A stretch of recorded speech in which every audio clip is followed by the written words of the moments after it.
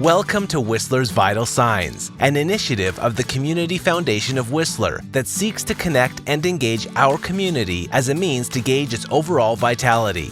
Whistler's Vital Signs with your host, Kim Slater, starts now. The focus of today's podcast is consumption. And to explore this topic, I am so glad to be speaking with Sue Maxwell. She's the principal of a private consulting firm called EcoInspire that focuses on waste and sustainability. And she spent 12 years in Whistler. She was also a counselor on Whistler Council in the last term.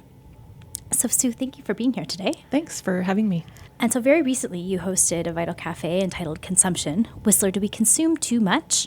And the cafe was particularly well-timed, given the fact that we're entering into the time of year when many Canadians consume more than any other time of year. So maybe to start off, you can tell me, what is the nature of consumption here in Canada? How big of a challenge or how big of an issue is this? Sure. I mean, that's a big question. Consumption is basically thinking about all of the food and all of the products, even the experiences that does consume different resources. Canada doesn't compare very well to many of the other OECD countries, particularly in terms of how much we waste. We are quite a wasteful society, and that shows up in some of the stats when they look at things like ecological footprint. You know, if you wanted to quantify it in land, how much land it takes to produce all the things we consume and absorb all of our wastes. If we think we're closing in collectively as a whole planet on about 2 planets worth of space used, here in North America, we're up at about 4 or 5. So wow. We consume more than our share for sure. Right. And so have we seen some changes in terms of consumption over time since we were kids, for example, and also here in Whistler? Yeah, I mean, that was what was interesting at the conversation at the cafe, where people were talking about the generation that lived through the war or the Depression and how careful they were with materials, how much they made their own things, they repaired things, they really looked after things, they valued their things, and they didn't have a lot of things. They were very thoughtful in when they were going to buy something new. I think we went through a phase in the 80s, definitely, when it was, conspicuous consumption, and you had a lot of people signifying their status by how much they had. Whether or not they had fully paid it off or not, it's another question. We did also have people talk about being in Whistler because we don't seem to be quite as we're a bit more of a casual place. People saying when they moved here, they didn't need as many fancy work outfits, but also they might have needed more gear because they might have been doing more things outside. Yes, I recently saw this meme of a skier from the 40s and just had, one pair of wood skis, and that was about it, a jacket, and then compared to the kind of gear that we have here in Whistler in 2019, people have 3 pairs of skis and, all sorts of different clothing and all sorts of things. So, yeah, it definitely seems like things have changed. So at the cafe, did folks speak to what they really like about consumption as well as maybe what's problematic about consuming? I think some people saw certain aspects of it as social. You certainly hear about people going perhaps shopping with friends, but then they were really turning that around and saying, could you shop with friends, as in you need a certain something? Does a friend already have that something? Can you basically shop in their closet or their tool shed or wherever? And some of the social parts. That's a really cool concept. Yeah, well, people talking about clothing swaps that they hosted in their homes, sharing different items, buying things together with other people, and also maybe one person bought the ladder, but we did hear from some people saying, well, we're known as the family that has the ladder. Neighbors come and borrow the ladder. The other people are the people with the trimmer. We go and borrow the trimmer from those people. So there can be some social things. I mean, I think also positive aspects, particularly with things that we need to consume. So we need to eat. So food can be a very positive aspect, and most cultures develop systems where you are sharing food with people, not so much eating by yourself. Mm-hmm. Well, that makes sense. And then on the flip side, sort of the problematic aspect, you talked about resource consumption, and are there other elements of that part of the equation that are particularly challenging? I think as our population has expanded and as our consumption rate per population has expanded, we're really starting to see that globally, but even locally, in terms of where the materials come from. A lot of people will think, I'm worried about the impacts of mining or forestry or oil and gas exploration. And those are all really to provide materials for us, or it could be clear cutting new land for agriculture. And so taking a look at what the air pollution impacts are, water pollution, solid waste, whether it goes to a landfill, but also in littering. There's been a real concentration on what's happening with marine plastics lately, and what do we do to resolve some of that. So there's all of those aspects. There might also be some social aspects. We were talking about the Sustainable Development Goals, and so then you start to think about who's making these, what conditions are they making them under, what if the resources are being extracted from somewhere else, what are the impacts on those local people, what difference does it make to their resources, their ability to live a good life. Yeah, it's a really multifaceted, multidimensional issue. Absolutely. And so many of these things that you've just been talking about are byproducts of consumption that really draw a lot of our attention. I wonder, is there anything innately bad or harmful that you see in consuming, all these sort of nasty side effects aside? Obviously, we need to consume a certain amount of things to live. We're going to have to be fed. It is important to have shelter, to be safe. So you need to meet some basic needs. I think once you go beyond that, then you want to take a look and see, are these things necessary? Are they making me healthy? Are they connecting me with community? Are they making me happy? And I think to some degree, we have been trained to perhaps, in our culture anyway, we value going beyond what is essential or what is making you happy or being happier with less, to kind of paint this marketing picture that we could be happier if only we had a lot more or something else or the next best thing. Yeah, I was wondering about your thoughts on the connection between consumption and happiness and whether that was something that really came up at the cafe. Did you hear a lot of people that were kind of interrogating this idea that we need to consume more to be happier? Not so much at the cafe. There were certain elements about it. What I think was interesting was some people being proud of how long something had lasted, or that they could and had made things themselves. So I think there was some respect for that. And I think that would be great if we started to value that more, so that instead of saying, well, look, I just got these whatever, and they're the latest and the greatest, to be like, look, this is 20 years old and I've looked after it and bought quality or chose well, and it's lasting a long time. Yeah, it's interesting because it highlights a lot of assumptions that we have that somehow, money is a conduit to happiness, to experiences, to, freedom. And it's encapsulated even in, measuring GDP. That's how we determine the prosperity of a country. There are alternatives like the happiness index that Butana has put forward. So it's interesting to kind of think about some of the assumptions that we have around consuming, and it makes me think of sort of the connections between consumption and identity. The very notion of a consumer is just so, embedded in the way we think about ourselves. What are your thoughts on that? Yeah, I remember in high school, this is going back a while, and we were in consumer ed, and it was, what were your rights as a consumer and how to sign a check and things like that. And it was training you to be a consumer. And I think that generations before had civics classes where they were teaching you how to be a citizen. Oh, wow. And I really think that it would be good to go back to that, to say, what does it mean to be a good citizen? And obviously you're going to consume things, but when you're consuming things, what are those impacts? Are you helping support a local business? Are you growing something yourself? Are you learning skills? Are you sharing things with friends? Are you voting? Are you paying attention to things? Where do things come from? Where do they go? Really understanding more our systems rather than just how to buy things and be a consumer. Yeah, and it sets up sort of a conversation around there's privileges of being a citizen, and there's also responsibilities of being a citizen. You take out of the system, but you have to put into the system as well.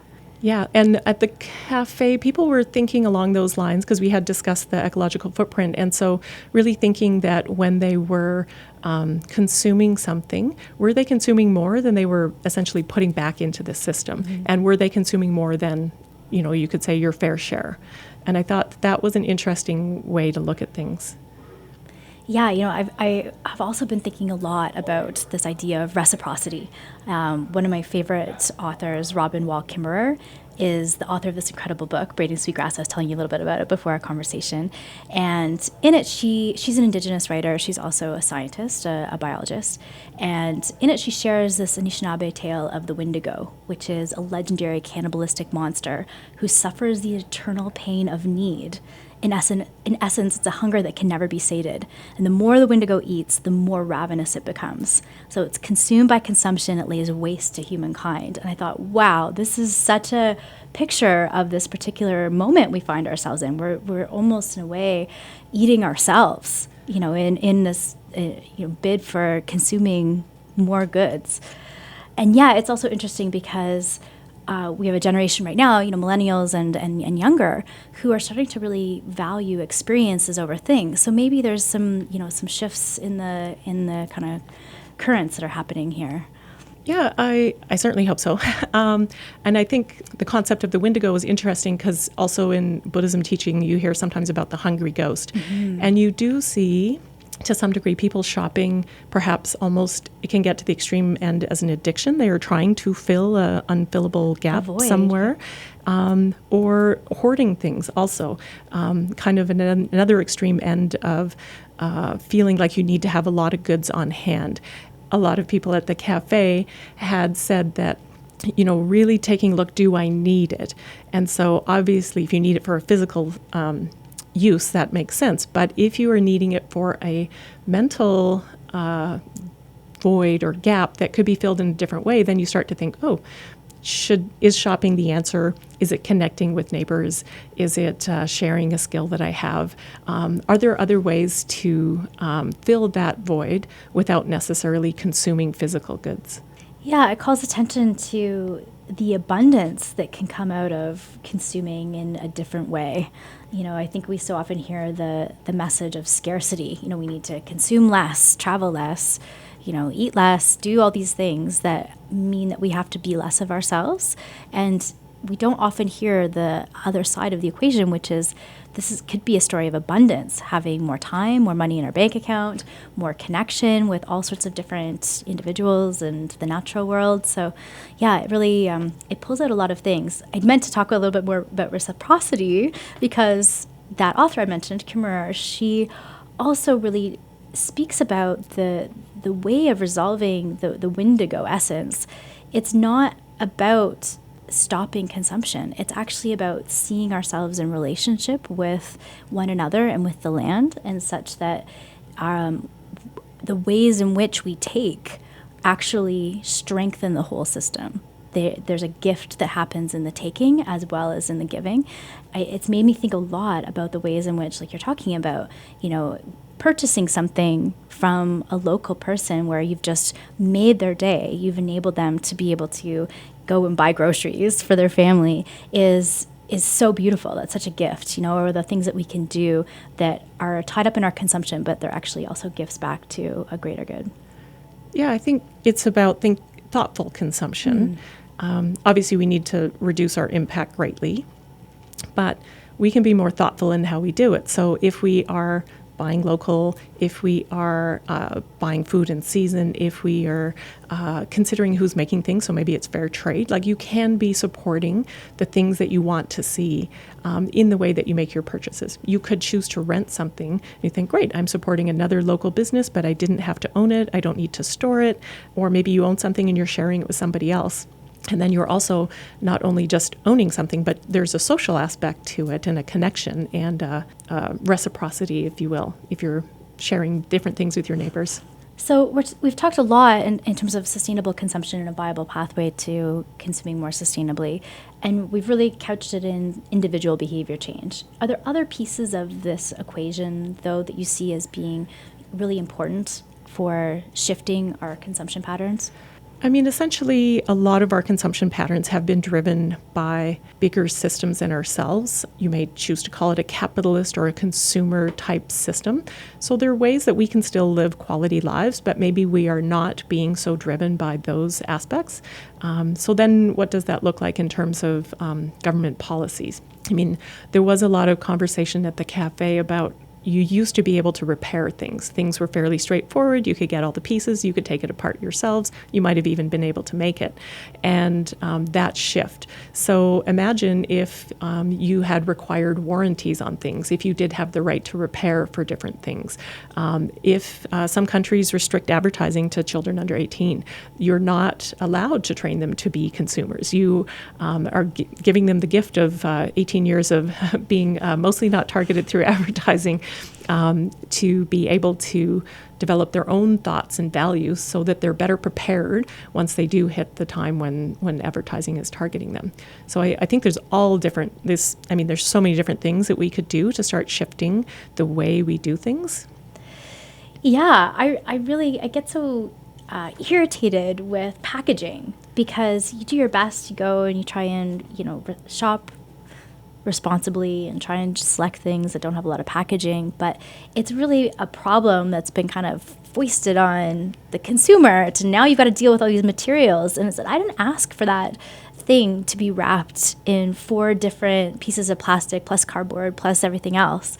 And so it's, I think, putting a little bit of the burden of individual behavior change back on some of these bigger players is really important. And us as citizens figuring out ways of whether it's advocacy or lobbying or being really creative, I guess, with campaigns to help us see that our part is important, but we're not the only players here. Yeah, and I think that there has been a conscious choice by industry in the past too.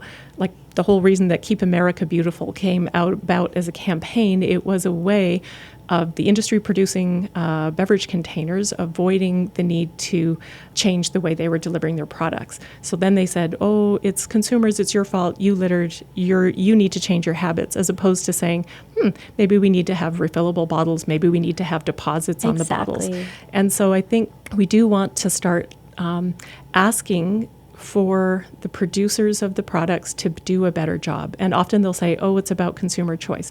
But if I go to the store, often there is no choice that doesn't have all this excess packaging. So you think, where is my choice for the unpackaged things, the repairable thing, the iPhone that will last 10 years and they'll stop updating all the software that will make it unusable or obsolete? Yeah, our so-called choices are very limited and very pointed in particular directions often. I see that too. So it's just before the holidays, and I'm wondering, do you think that the discussion that you had with the cafe folks, do you see how that maybe helped people to think a little bit differently about what they're going to do this season? I think so. I mean, what was also heartening was how many people had already thought about that. They were talking about how they generally have worked to either give experiences. People talked about giving time. And I think in our society, we are often, we're starting to be more scarce in time than stuff, for sure. So, also they talked in Whistler about being scarce on space to put a bunch of stuff as well. Right. And so having either really meaningful gifts or the gifts of time was interesting to hear about. It was really also great to hear about one mom saying when she was talking with her kids about what they wanted for Christmas, and her son choosing just 1 or 2 things. They might have been a little bit more costly, but they were things that he needed. And she said, well, did you not want anything else? He goes, that's all I need. And I think, wow, that's great. That's really where we want to start to get to.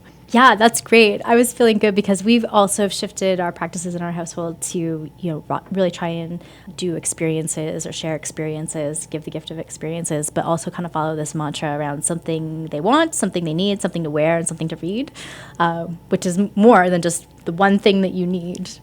So yeah, that's really great to hear that there's some young folks that are taking that up. Yeah.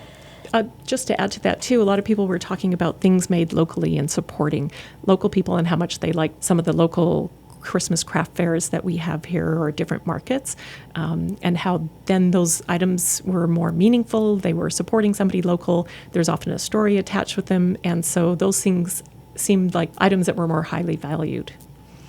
Yeah, it's pretty special when you can support someone. A couple years ago, I was at the Refresh Market and I bought some earrings for my mom, and something was happening with the payment mechanism, and I think I didn't have the kind of payment that they accepted, and she just let me take them, and then you transferred her money when I got home. I was like, wow, this is an amazing leap of trust and faith and like good kind of goodwill that you're injecting into the community when you show that kind of, you extend yourself so much as, this is a woman, this is the jewelry that she's making, and she trusted me, someone she'd never met before, and now I just think so fondly of her. I know her work as a local artist, and so yeah, what a special thing. And it's just a story now. It wasn't just something random from a shopping mall. Yeah.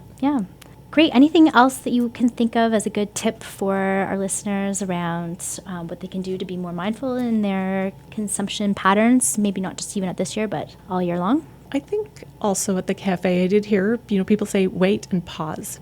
You might think you need something, you've just heard about something, but really taking that moment to reflect back and think, do I really need it? Is it going to make a big difference to me?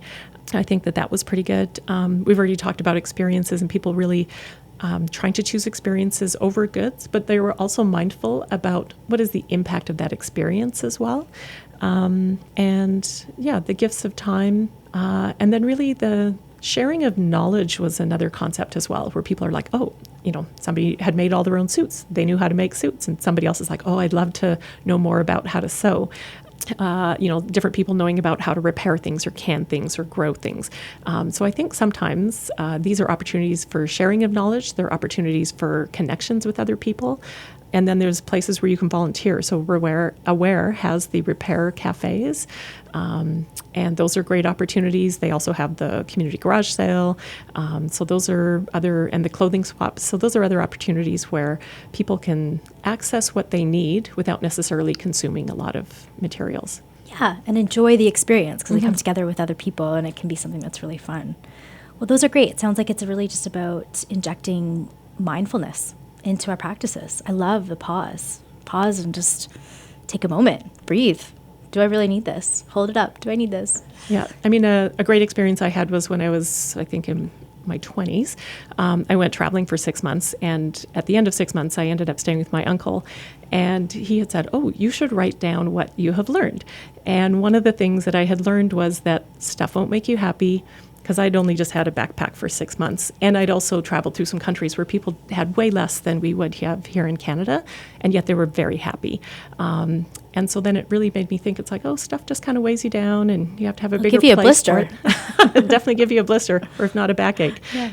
So that was something that I think was great to learn in my 20s, because then I ended up getting just materials that were going to be useful for me, not just having stuff for the sake of stuff. Yeah. Well, let's just leave it there. That was great. Thank you so much, Sue. This is a really important discussion, always, but particularly this time of year. And it's just been great to have a chat with you today. Thank you very much. And like all good things, this edition of Whistler's Vital Signs has come to an end. Please be sure to turn on your notifications and join us for our next installment. Whistler's Vital Signs is a podcast series developed to help distribute the facts and findings as contained in the annual Vital Signs Whistler Report and related programs. For more information on Whistler's Vital Signs, please visit the Community Foundation of Whistler online at whistlerfoundation.com. Whistler's Vital Signs podcasts are brought to you by the Vancouver Foundation, the Community Foundation of Whistler, and 101.5 Whistler FM.